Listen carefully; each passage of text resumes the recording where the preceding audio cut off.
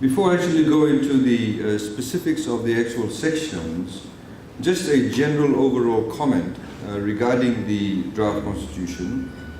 It has its impetus, or it's derived a lot of the provisions from the 1997 constitution, from the Aiyaz report, some various international standards that have already been established, and of course general principles of good governance and transparency.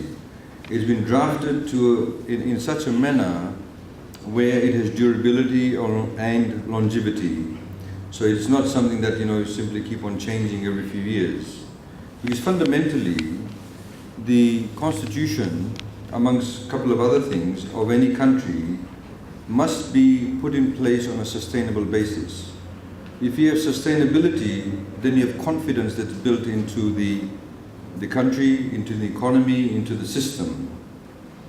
As we have seen, in fact, in the Gai submissions, most of the people who went and made their submissions, majority of the people, talked about everyday socio-economic needs. They talked about water, electricity, jobs, access to road, access to transportation, health.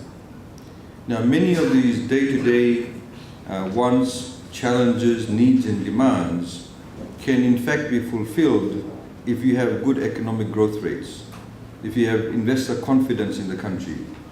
And this is also part and parcel of the function of any constitution, to ensure that it has longevity, it has durability, and it is applicable and addresses all the fundamental needs.